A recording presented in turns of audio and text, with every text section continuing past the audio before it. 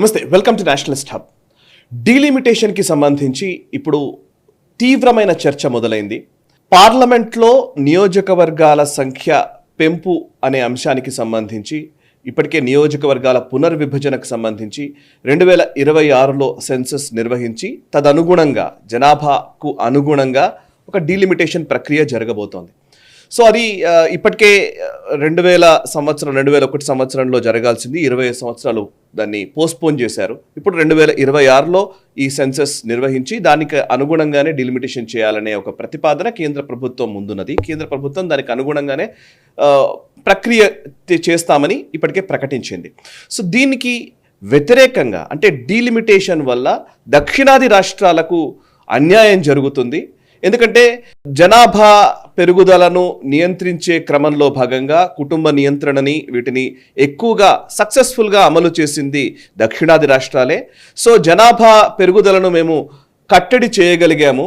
And economy పరంగా కూడా భారతదేశంలో జీడిపి పరంగా కూడా మేము ఎక్కువ కాంట్రిబ్యూట్ చేస్తున్నాము. కానీ ఉత్తరాది రాష్ట్రాల్లో మాత్రం జనాభా అదే పనిగా పెరుగుతూ వచ్చింది. సో ఇప్పుడు జనాభా ప్రాతిపదికన డీలిమిటేషన్ చేస్తే వాళ్ళకి ఎక్కువ సీట్లు వస్తాయి, మాకు రావాల్సిన షేర్ మాకు రాకుండా పోతుంది అనేది ఇప్పుడు దక్షిణాది రాష్ట్రాలకు సంబంధించినటువంటి ఒక అభ్యంతరంగా ఇప్పుడు తెరపైకి తీసుకురావడం జరిగింది. స్టాలిన్ నేతృత్వంలో చెన్నైలో డీలిమిటేషన్కి వ్యతిరేకంగా ఫేర్ డీలిమిటేషన్ కోసమని దక్షిణాది రాష్ట్రాల్లోని పార్టీల నాయకులు, ముఖ్యమంత్రులు హాజరయ్యారు. తెలంగాణ ముఖ్యమంత్రి రేవంత్ రెడ్డి ఈ సమావేశంలో హాజరయ్యారు. అండ్ అదే క్రమంలో కేటీఆర్ కూడా ఈ సమావేశంలో పాల్గొన్నారు. అండ్ అటు పినరయి విజయన్, మరోవైపు డికే శివకుమార్ కర్ణాటక నుంచి వీళ్ళందరూ కూడా వచ్చారు. సో మొదటి సమావేశం చెన్నైలో జరిగింది. రెండవ సమావేశం హైదరాబాద్లో నిర్వహిస్తామని రేవంత్ రెడ్డి చెప్పడము అండ్ ఒక పెద్ద భారీ బహిరంగ సభకు కూడా ప్లాన్ చేస్తున్నట్టుగా తెలుస్తూ ఉండడం మనకు తెలుసు. సో ఈ నేపథ్యంలో అసలు ఈ డీలిమిటేషన్ని దక్షిణాది రాష్ట్రాలకు ఉత్తరాది రాష్ట్రాలకు మధ్య ఒక వార్ లాగా ఎందుకు ఒక చిత్రీకరణ జరుగుతోంది? అఫ్కోర్స్ దీంట్లో పంజాబ్కి సంబంధించి భగవంత్ సింగ్ మాన్ కూడా అటెండ్ అయ్యారు. అండ్ ఒడిశా మాజీ ముఖ్యమంత్రి నవీన్ పట్నాయక్ కూడా దీనికి మద్దతు పలికారు. అటు మమతా బెనర్జీ నుంచి కూడా మద్దతు వచ్చింది. ఇక ఆంధ్రప్రదేశ్ జగన్మోహన్ రెడ్డి కూడా ఈ ఫేర్ డీలిమిటేషన్ కోసమనే ఆయన కూడా మాట్లాడుతున్నారు. సో ఓవరాల్గా ఏంటంటే ఒక కొత్త ఈ ఇండీ అలయన్స్ ఈరోజు ఒక కొత్త ప్రణాళికతో ముందుకు వెళుతుందా అనే ఒక ప్రశ్న ఉత్పన్నమవుతున్న టైంలో ఉన్నాం. అండ్ తెలంగాణలో నెక్స్ట్ సమావేశం నిర్వహిస్తానని రేవంత్ రెడ్డి ప్రకటించిన నేపథ్యంలో ప్రస్తుతం ఈ డీలిమిటేషన్ ప్రక్రియ సౌత్ వర్సెస్ నార్త్గా మారుతున్న ఈ సందర్భంలో దీన్ని ఎలా అర్థం చేసుకోవాలి అండ్ భారతీయ జనతా పార్టీ దీన్ని ఎలా చూస్తుంది తెలుసుకునే ప్రయత్నం చేద్దాం. ప్రస్తుతం మనతో ఉన్నారు తెలంగాణ బీజేపీ అధికార ప్రతినిధి కిషోర్ పోరెడ్డి గారు. నమస్తే కిషోర్ గారు. నమస్తే సార్. కిషోర్ గారు, నేను డీలిమిటేషన్ గురించి కొంత డీటెయిల్డ్గానే కొన్ని విషయాలు చెబుతూ కాన్స్టిట్యూషన్ ఏం చెప్తోంది, 75 ఆ టైంలో జరిగినటువంటి డీలిమిటేషన్ ప్రక్రియ ఏంటి, ఆ తర్వాత దాన్ని ఆపుతూ వచ్చారు, చాలా రోజులు పోస్ట్పోన్ చేస్తూ వచ్చాం, అప్పుడు కూడా ఫ్యామిలీ ప్లానింగ్ కోసమని. సో క్రానాలజీ కొంత నేను ఒక వీడియోలో వివరించాను. బట్ పొలిటికల్గానే కొన్ని విషయాలు మనం మాట్లాడాలండి బేసికలీ. ఇప్పుడు ఇది పాలిటిక్స్ పరంగా ఇప్పుడు డీలిమిటేషన్ అనేది ఇంతకుముందు అసలు డీలిమిటేషన్ జరగకూడదు, జనాభా ప్రాతిపదికన డీలిమిటేషన్ చేయకూడదు అని స్టాలిన్ మొదటి ఆర్గ్యుమెంట్. సో స్టాలిన్ మాత్రమే కాదు, ఈవెన్ కేటీఆర్ కూడా, ఆయన టీఆర్ఎస్ గవర్నమెంట్ ఉన్నప్పుడు కూడా ఇట్లాంటి ట్వీట్సే చేశారు. సో అసలు డీలిమిటేషన్ జనాభా ప్రాతిపదికన జరగకూడదు అన్న ఆర్గ్యుమెంట్ నుంచి ఇప్పుడు ఫేర్ డీలిమిటేషన్ అనే మాట ఇప్పుడు తీసుకొస్తున్నారు. సో ఎందుకు ఈ రెండిటికి జరుగుతున్న పరిణామాలని భారతీయ జనతా పార్టీ ఎలా చూస్తుంది and as a spokesperson మీ అభిప్రాయం ఏంటి? ముందుగా సాయి గారు మీకు, అట్లాగే మన నేషనలిస్ట్ ప్రేక్షకులందరికీ నమస్కారం అండి.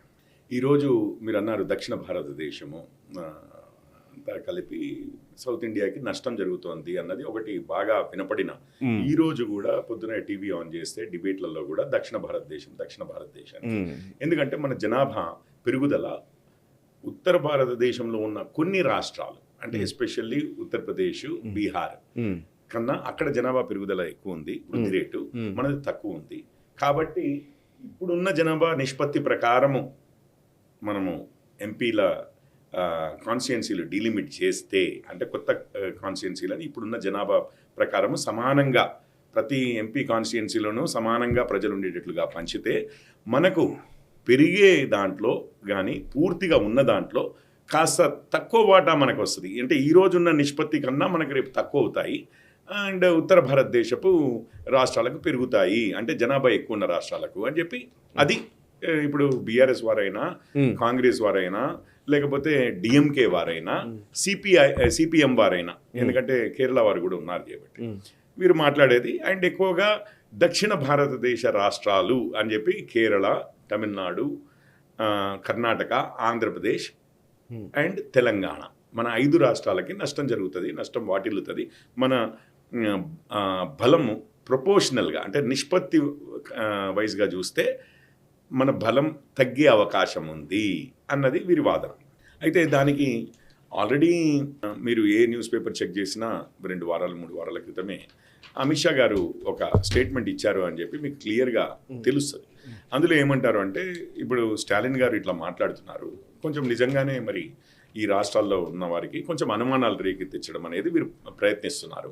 కానీ అట్లాంటిది ఏమీ జరగదు. ప్రో రేటా అంటే నిష్పత్తి ప్రకారము, ప్రపోర్షనల్లీ ఒక్క సీటు కూడా తక్కువ వచ్చే ప్రసక్తే లేదు. ఈ సౌత్ అని అంటున్నారు కదా, ఇక్కడ ఉన్న రాష్ట్రాలే కానీ ఇక్కడ వీళ్ళు మాట్లాడే సౌత్ ఇండియాలో రాష్ట్రాలు అని చెప్పి 5 రాష్ట్రాలు, అదేమీ విషయం ఏమీ లేదు. అనవసరపు అలజడిని క్రియేట్ చేయాలని చూస్తున్నారు, ఒక డైవర్షన్ క్రియేట్ చేయాలని చూస్తున్నారు స్టాలిన్ గారు. అట్లా ఏమీ జరగదు. మేము ప్రోరేటా బేసిస్ మీద ఎటువంటి నష్టము ఈ రాష్ట్రాలకు జరగదు అని చెప్పి మరి సీట్ కూడా తగ్గదు అన్నారు ఆయన. ఒక్క సీటు కూడా తగ్గే ప్రసక్తి లేదు. ప్రోరేటా అంటే నిష్పత్తి ప్రకారం తగ్గే ప్రసక్తి లేదు అన్నారు. అది మన స్టాండర్డ్ ప్రస్తుతానికి. అంటే అమిత్ షా గారే అన్నారు, అది వైడ్గా న్యూస్ పేపర్స్లో కూడా వచ్చింది. ది హిందూలోనే మీరు చూడొచ్చు, ది హిందూ ఇతర న్యూస్ పేపర్స్లో కూడా మెయిన్ హెడ్లైన్స్ లాగానే వచ్చింది. సో అది విషయం. ఇది అసలు విషయం ఏంటంటే, ఇంకొక విషయం ఏంటంటే, అమిత్ షా గారు చెప్పిందైనా, మన బీజేపీ చెప్తోందైనా, మా బీజేపీ చెప్తోందైనా ఏంటి అని అంటే, అసలు ఇప్పటికీ సెన్సస్ జరగలేదండి. జరిగిందా? జరగలేదు. ఏ రాష్ట్రంలో ఎంత జనాభా పెరిగింది అన్నది ఎవరికైనా అవగాహన ఉందా? నిజంగా రియల్ నెంబర్స్ ఉన్నాయా? లేదు. మన ఇప్పుడు రాజ్యాంగంలో ఏముందంటే, 26 తర్వాత జరిగే మొదటి సెన్సస్ తర్వాత డీలిమిటేషన్ జరుగుతుంది అని ఉన్నది. 26 తర్వాత జరిగే మొదటి సెన్సస్. సరే, 26 తర్వాతనే మొదటి సెన్సస్ చేసామనుకోండి రేపు వచ్చే సంవత్సరంలోనే. సో అది తర్వాత అయింది కాబట్టి ఆ సెన్సస్ డేటా ద్వారా.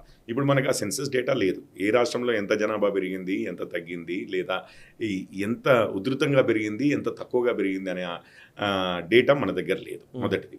అది అయిపోయిన తర్వాత ఏమవుతుంది అంటే, ఒక డీలిమిటేషన్ యాక్ట్ అని పార్లమెంట్ చట్టం పాస్ చేస్తుంది. దాని ప్రకారం ఒక డీలిమిటేషన్ కమిషన్ వేస్తారు.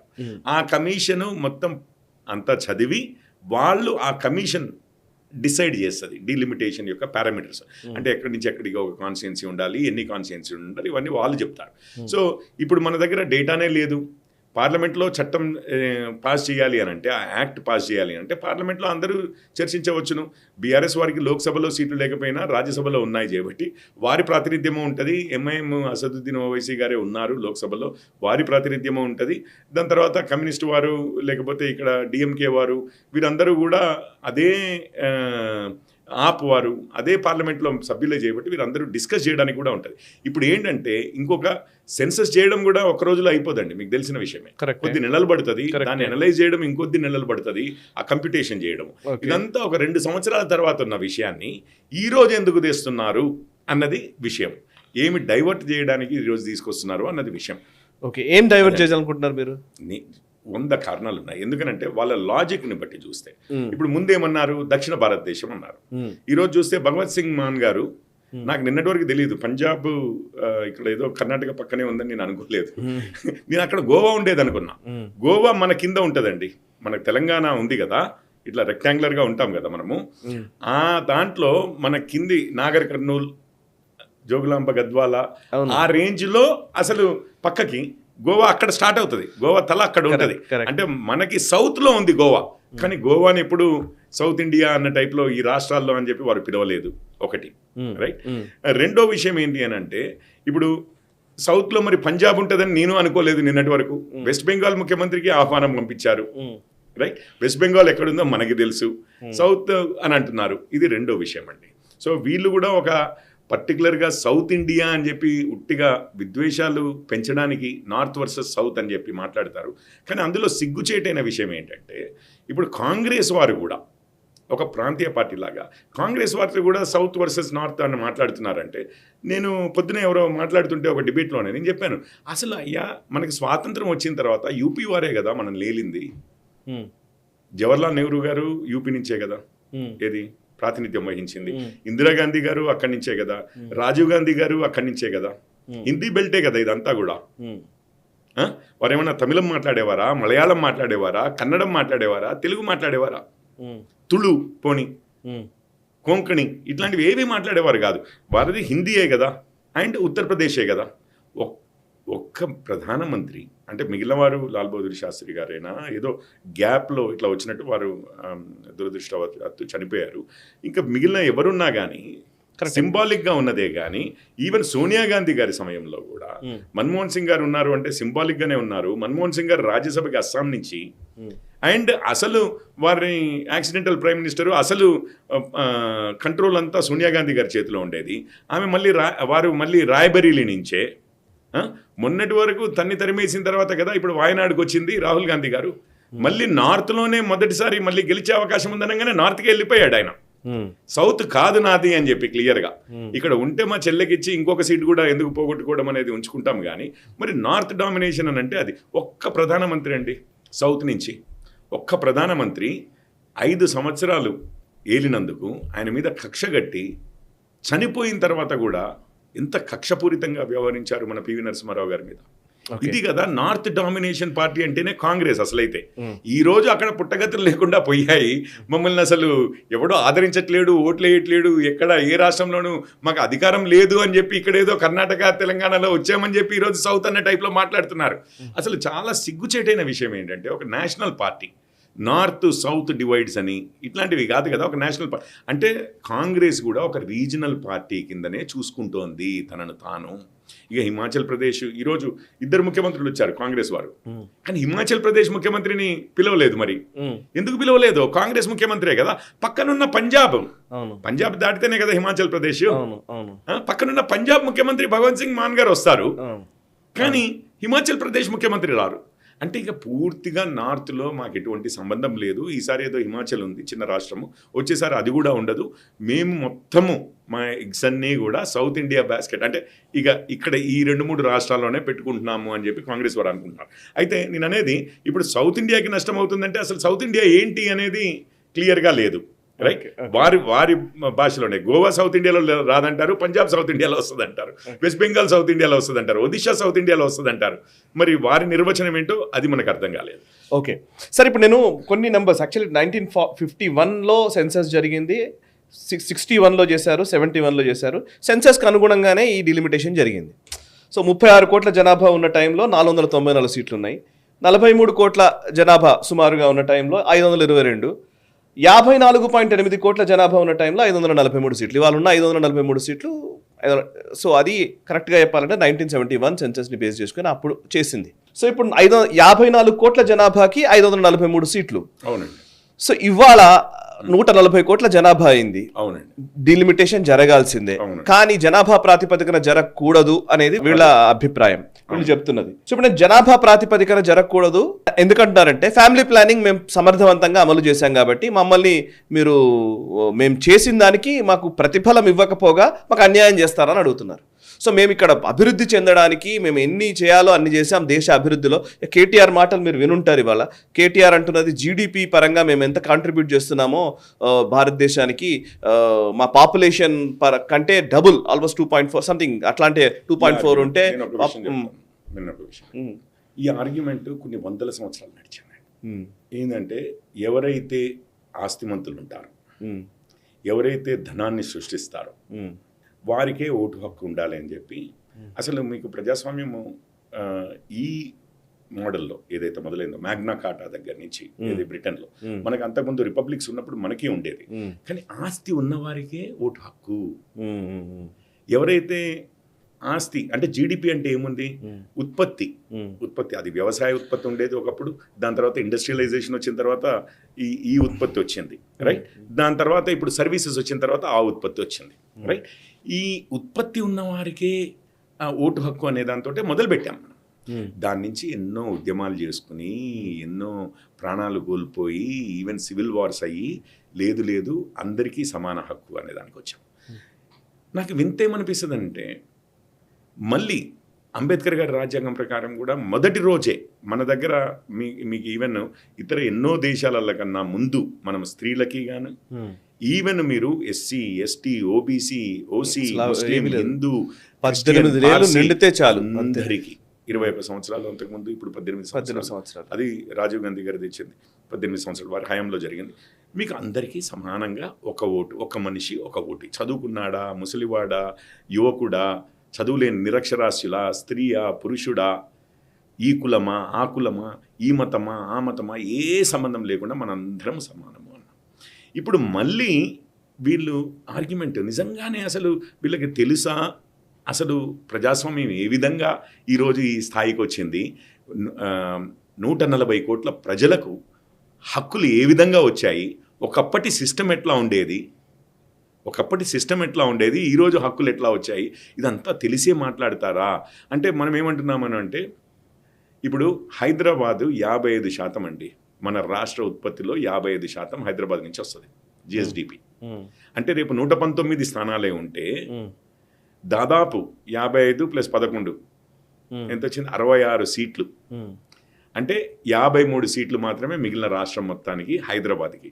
అందులో మరి మీరు షేర్లింగంపల్లిలో కదా ఐటీ ఇండస్ట్రీ విపరీతంగా ఉంది, మీకు అక్కడ డెవలప్మెంట్ కూడా చూస్తున్నారు కదా, కన్స్ట్రక్షనే కానీ బిల్డింగ్సే కానీ అసలు సిటీ మొత్తమే కానీ. ఆ షేర్లింగంపల్లి ఏరియా అంటే ఏంటి, హైటెక్ సిటీ, గచ్చిబౌలి, ఫైనాన్షియల్ డిస్ట్రిక్ట్ ఇదంతా. మరి అక్కడ ఎన్ని సీట్లు ఉండాలి?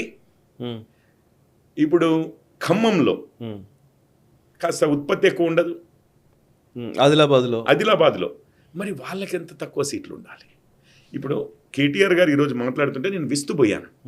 ఆర్థిక పరంగా మేము ఎక్కువ డబ్బులు ఉన్నాయి చేయబట్టి, లేకపోతే ఎక్కువ డబ్బులు సంపాదిస్తున్నాము చేయబట్టి, ఎక్కువ ఉత్పత్తి చేస్తే ఎక్కువ డబ్బులు సంపాదిస్తున్నట్టే కదా.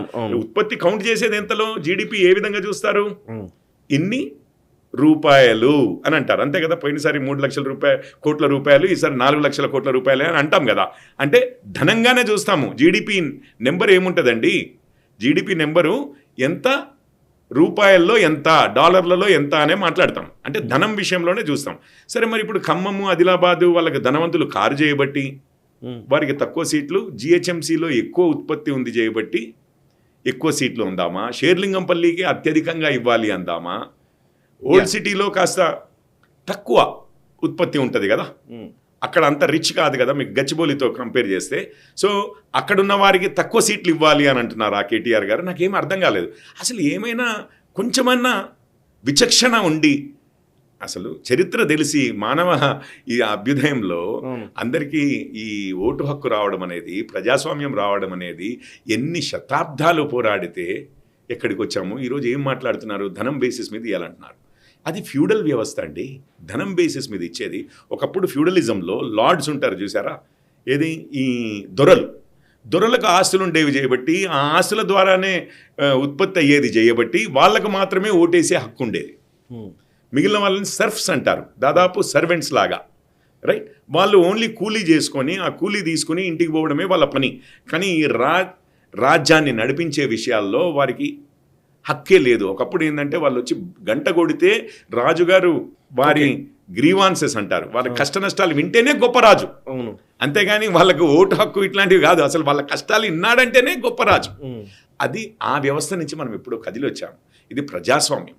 ఈరోజు ఏం మాట్లాడుతున్నారు అనేది నాకైతే అర్థం కాలేదు. అయితే జనాభా లెక్కల ప్రకారము అనేది ఒక జనరల్ ఇది ఉంది కదా, ఎవరైనా కానీ వింటే అవును జనాభా లెక్కల ప్రకారము మరి కొన్ని రాష్ట్రాలకు నష్టం. అయితే ఇందులో కూడా ఒక విధంగా నేను నిజంగానే ఒకవేళ జనాభా లెక్కల ద్వారా ఈ సౌత్ ఇండియన్ నార్త్ ఇండియన్ అనకండి, ఎందుకంటే అట్లాంటిది ఏమీ లేదు, సౌత్ ఇండియా అనేది ఏమీ లేదు. మీకు ఒక్క విషయం చెప్తాను, మొన్నటికి మొన్న education policy, new education policy ఉంది కదా, అవును, దాని ప్రకారము 3 భాషలు అన్నారు కదా, అది ఇంట్రడ్యూస్ చేసిందే కాంగ్రెస్ వారు, 3 లాంగ్వేజ్ పాలసీ.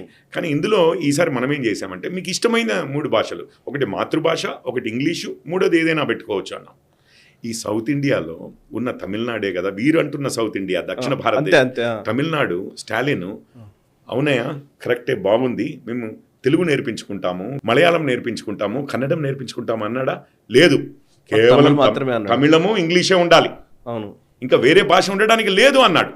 అవును, అవును. మరి ఇప్పుడు మనం అందరం సౌత్ ఇండియన్స్ అని చెప్పి మాట్లాడము. ఈ సౌత్ ఇండియన్ అనేది ఎక్కడొచ్చింది, ఎక్కడుంది ఈ ఐడెంటిటీ అని నాకు అడుగుతున్నాను. నేను మాట్లాడతాను. ఈరోజు సిగ్గుచేటి ఏంటంటే మళ్ళీ ఇదే పదం వాడుతున్నాను. తెలంగాణ హక్కులు, తెలుగు మాట్లాడే వాళ్ళ ఇంట్రెస్ట్స్, ఆంధ్రాలో ఉన్న వారి వేరు, తెలంగాణలో ఉన్న వారి వేరు. అదే కాదు, వీరిద్దరి వేరు వేరు ఇంట్రెస్టే కాదు, ఒకరికి పెరిగితే ఇంకొకరికి తగ్గుతుంది, ఒకరికి తగ్గితే ఇంకొకరికి పెరుగుతుంది. అంటే ఆంధ్ర గెలిస్తే తెలంగాణ నష్టపోయినట్టు, తెలంగాణ లేస్తే ఆంధ్ర నష్టపోయినట్టు. అంటే విరుద్ధమైన ఇంట్రెస్ట్ ఉన్నాయి ఇద్దరివి. నీళ్ళు అక్కడికి ఎక్కువ పోతే ఇక్కడ తక్కువ ఉంటాయి, పైసలు అక్కడ ఖర్చు ఎక్కువ పెడితే ఇక్కడ తక్కువ ఖర్చు పెడితే, ఇదే కదా మనం అనింది. ఈవెన్ ఒకే భాష ఉన్నా తెలుగు భాషనే అక్కడ ఆంధ్ర ఇంట్రెస్ట్ వేరు, తెలంగాణ ఇంట్రెస్ట్ వేరు అనే కదా మనం అందరం కొట్లాడి తెలంగాణ సాధించుకున్నది. ఈరోజు మీరు సౌత్ ఇండియా అంటున్నారు. అరే ఆంధ్రప్రదేశ్లోనే 2 రాష్ట్రాలు ఉన్నాయని చెప్పిన మీరు, ఇద్దరి ఇంట్రెస్ట్ వేరు అని చెప్పిన మీరు ఈ 5 రాష్ట్రాలవి ఒకే తాటి మీద కంటే ఏం మాట్లాడుతున్నారు? అందులో గౌరవించేవాడు కూడా లేదు. మీకు చెన్నైలో చెన్నై ఇప్పుడు ఆంధ్రప్రదేశ్ ఏర్పడినప్పుడు చెన్నైలో ఎంతమంది తెలుగు మాట్లాడేవారు ఉన్నారో తెలుసా? విపరీతంగా ఉన్నారు కదా.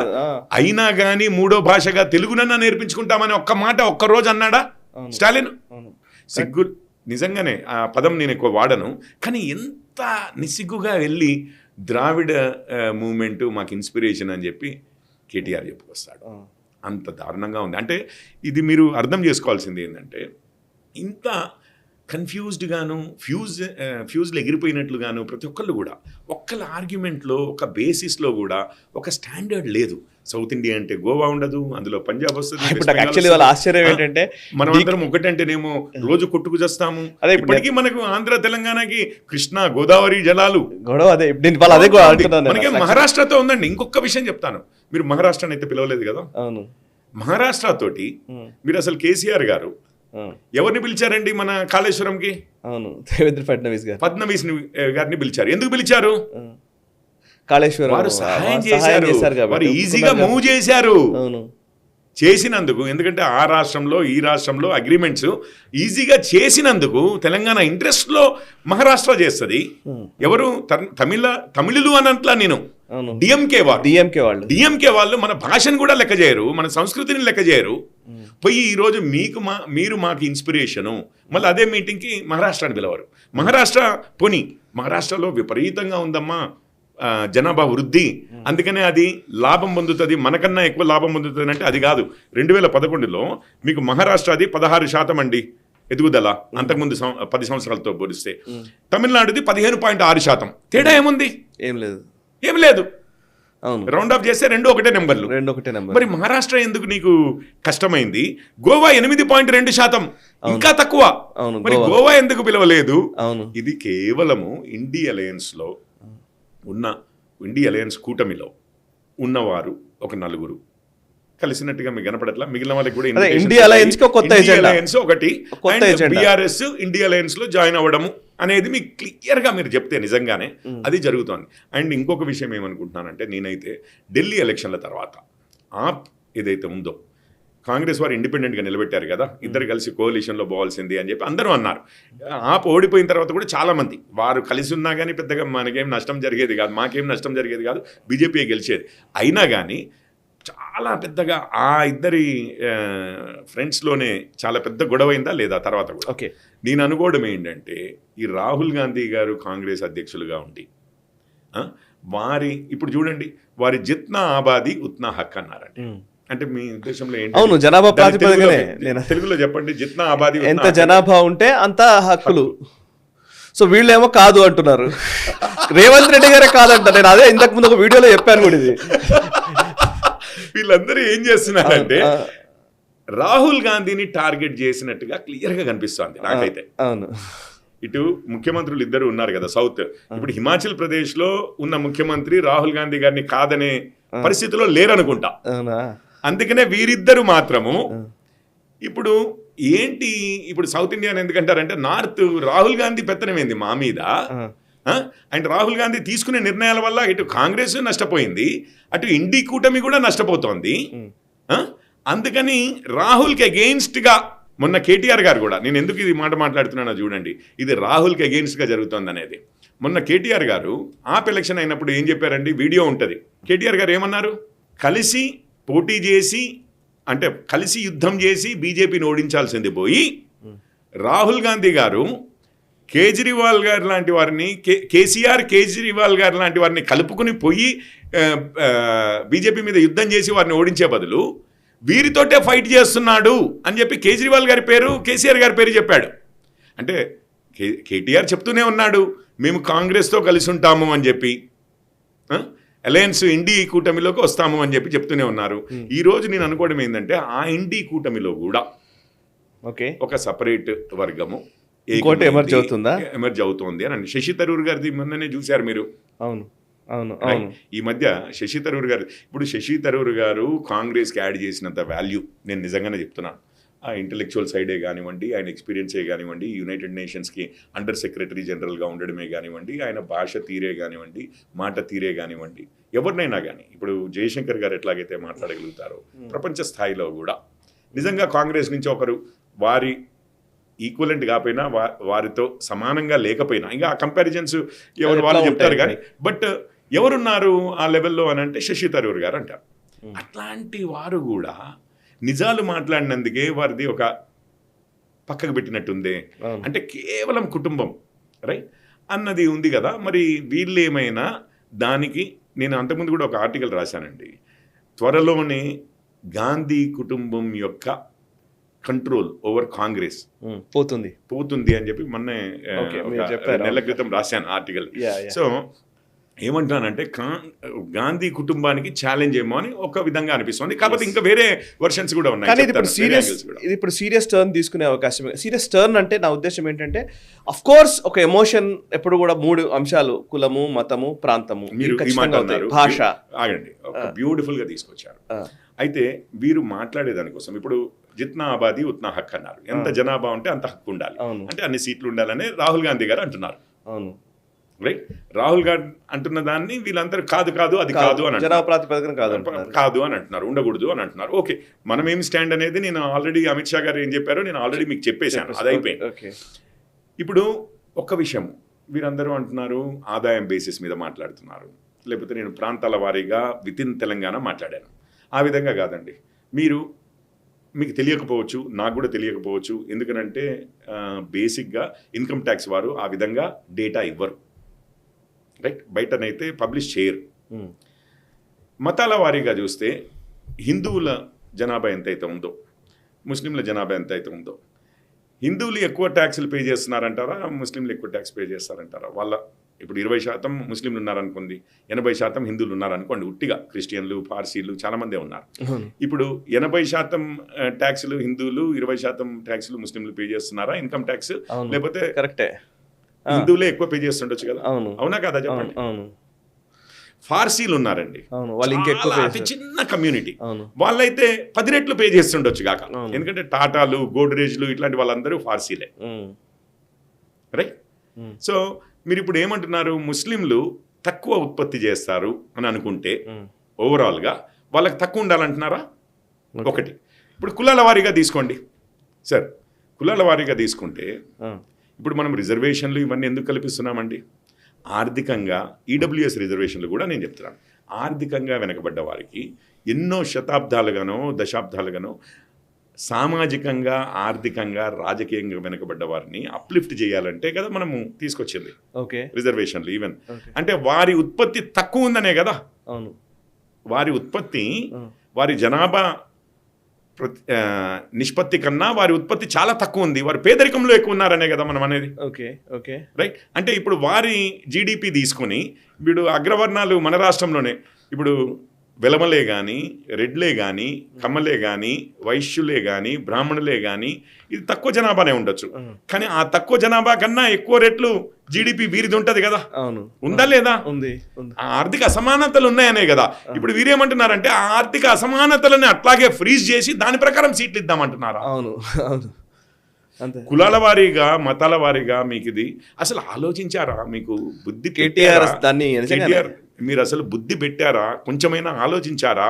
లేకపోతే మీరు ప్రస్తుతం ఉన్న ప్రెషర్ ఏదైతే ఉందో, ఏది కరప్షన్ కేసులే కానివ్వండి, లైక్ రాజకీయంగా పూర్తిగా కోల్పోయిన పరిస్థితే కానివ్వండి, ఇప్పుడు అధికారం కోల్పోయారు ఎమ్మెల్యే ఎలక్షన్లలో. ఎంపీ ఎలక్షన్లకు వచ్చేసరికి 0 సీట్లు, ఎమ్మెల్సీ ఎలక్షన్లకు వచ్చేసరికి అసలు పోటీ చేయలేని పరిస్థితి. ఆ దీంట్లో అసలు ఆ ఫ్యూజులు ఎగిరిపోయి మాట్లాడుతున్నారా నాకైతే అర్థం కావట్లేదు. ఓకే, నేను నిజంగా చెప్తున్నా, అంత సెన్స్లెస్గా ఉన్నాయి ఆర్గ్యుమెంట్స్. సో మీరు ఇందాక అన్నారు ఇండియా అలయన్స్లో టీఆర్ఎస్ భాగస్వామ్యం అవ్వాలనుకుంటుందా అని, మీరు ఇందాక ఒక పాయింట్ అన్నారు, అదేనా రాబోయే రోజుల్లో జరగబోతుందా లేకపోతే? మీకు ఇది ఎప్పటి నుంచో మనం అనుకుంటున్నామండి. ఈవెన్ 2014 ముందు విలీనం అన్నారు. నేను 2019-23 వరకు కూడా ఇప్పుడు వారు గెలిస్తే వీరు ఎమ్మెల్యేలు అడ్డుపోతారు, వీరు గెలిస్తే వారు ఎమ్మెల్యేలు అడ్డుపోతారు. ఇద్దరు అయితే 2 sides of the same coin అండి, అంతే కదా. బొమ్మ బొరుసు అనే టైప్లో ఒకే కాయిన్లో 2 ముఖాలు వీళ్ళిద్దరు, అంతే కదా. ఎందుకంటే మీరు బీఆర్ఎస్ 2 సార్లు గెలిచినప్పుడు కాంగ్రెస్ వారు వెళ్ళారు, ఎవరికి అబ్జెక్షన్ కూడా లేదు.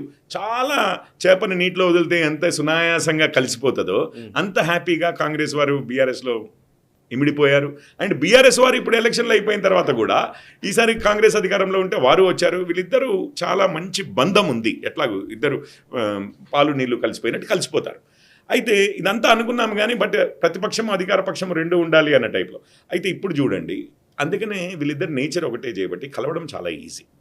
ఈరోజు ఎంత హ్యాపీగా కేటీఆర్ గారు వెళ్ళి, రేవంత్ రెడ్డి గారు వెళ్ళి మన రాష్ట్రంలో నుంచి అక్కడ వీరితో కూర్చుని వారితో కూర్చుని, అంటే స్టాలిన్ గారితో విజయన్ గారితో కూర్చుని ఎంత సునాయాసంగా సౌత్ మనమందరం ఒకటి అని చెప్పి మాట్లాడారు. అంతకుముందు కేటీఆర్ గారు కూడా చెప్పారు అన్నాను కదా నేను ఢిల్లీ ఎలక్షన్లు అయిన తర్వాత, అసలు కేసీఆర్ గారు కేజ్రీవాల్ గారు లాంటి వాళ్ళతో కలుపుకుని పోవాలి రాహుల్ గాంధీ అని అన్నారు, బీజేపీని ఓడించాలి అని చెప్పి అని అన్నాను కదా. సో అది ప్రథమం. నేను అనుకోవడం అయితే ఇప్పుడు నెక్స్ట్ మీటింగ్ హైదరాబాద్లో పెడతామన్నారు, అది ఒక పబ్లిక్ మీటింగ్ పెడతామన్నారు. ఆ పబ్లిక్ మీటింగ్లో మరి ఇప్పుడు బీఆర్ఎస్ కాంగ్రెస్ కేసీఆర్ గారు ఇప్పుడు ఎట్లా ఉంటుందండి మీకు తెలిసిందే. ఈరోజు ముఖ్యమంత్రులందరూ ఒక స్థాయి ఉంటారు, రైట్. ఇప్పుడు కేటీఆర్ గారు అంటే ఒక పూర్వ మంత్రి మాత్రమే చేయబట్టి వారిది కొంచెము ఇదిగా పెట్టారు. సరే, స్టాలిన్ గారు పక్కన ఎవరు కూర్చుంటారు, కానీ మన హైదరాబాద్లోనే జరుగుతుంది కాబట్టి హోమ్ పిచ్ అనేది కూడా ఒకటి ఉంటుంది. అవును, ఇక్కడ నాయకులకు ప్రథమ స్థానం ఉంటుంది. మరి నేను అనుకోవడం ఏంటంటే కేసీఆర్ గారు ఏ రోజు అయితే రెడీ ఉంటారో, అయితే వారి ఆరోగ్య పరిస్థితులు అనండి, ఇంకొకటి అనండి, వారు ఏదైతే చెప్తున్నారో ఇప్పుడు అసెంబ్లీలోకి ఎందుకైతే రాలేకపోతున్నారో, లేకపోతే వారి మూడే కానివ్వండి, వారు ఇంకా ఈ అపజయం తర్వాత అపజయం ఉండడంతో వారు కొంచెం సైలెంట్గా ఉండడమే కానివ్వండి, వారు ఏ రోజు రెడీ అవుతారో ఆ రోజే హైదరాబాద్లో, ఎందుకంటే పబ్లిక్ మీటింగ్ అవుతుంది.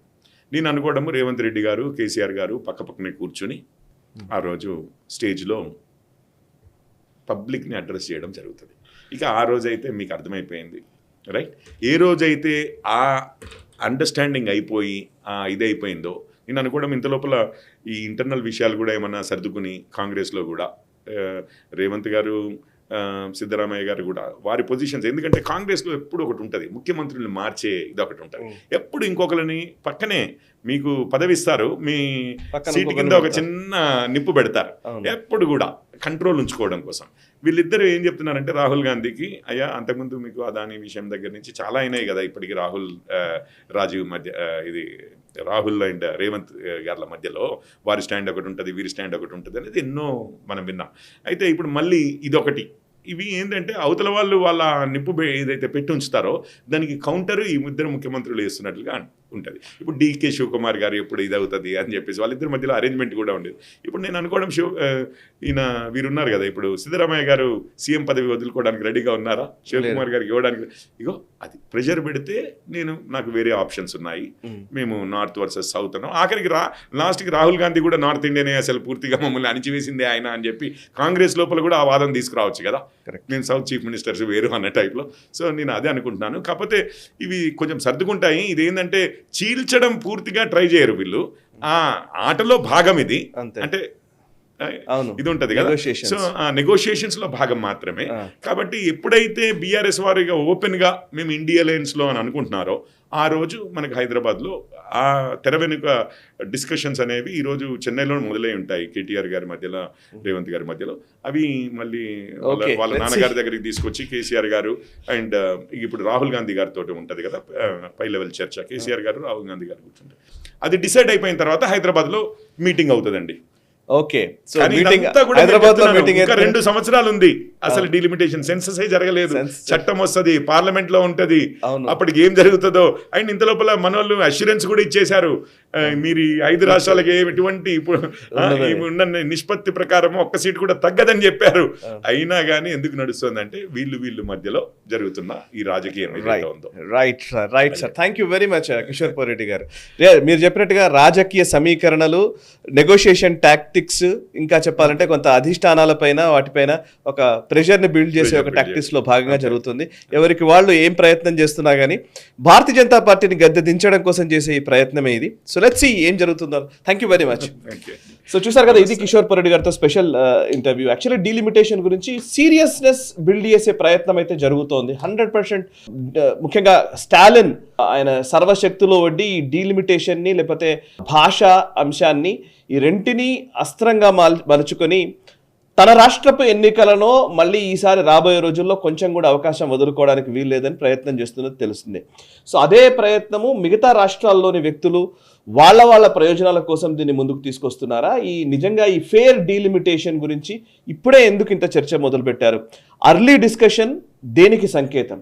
మీకేమైనా తెలిస్తే మీరు కూడా కమెంట్స్ ద్వారా తెలియజేయండి. అండ్ ఈ డీలిమిటేషన్ ప్రక్రియకు సంబంధించి మీ అభిప్రాయాలను కూడా పంచుకోండి. అండ్ ఈ వీడియోని లైక్ చేయండి, 10 మందికి షేర్ చేయండి. మనసా వాచా కర్మణ దేశహితం కోసం పరితపించే నేషనలిస్ట్ గ్రూప్ ఆఫ్ ఛానల్స్ని సబ్స్క్రైబ్ చేసుకొని జాతీయవాద జర్నలిజాన్ని ప్రోత్సహించండి. Thank you very much. ఈ వీడియో మీకు నచ్చినట్టయితే లైక్ చేయండి, 10 మందికి షేర్ చేయండి. అలాగే కామెంట్ల రూపంలో మీ అభిప్రాయాలను మాతో పంచుకోండి. Nationalist hub group of channels ను సబ్స్క్రైబ్ చేసుకుని తెలుగునాట జాతీయవాద జర్నలిజాన్ని ప్రోత్సహించండి. ఈ వీడియో కింద ఉన్న బెల్ ఐకాన్ పై క్లిక్ చేయడం మర్చిపోవద్దు.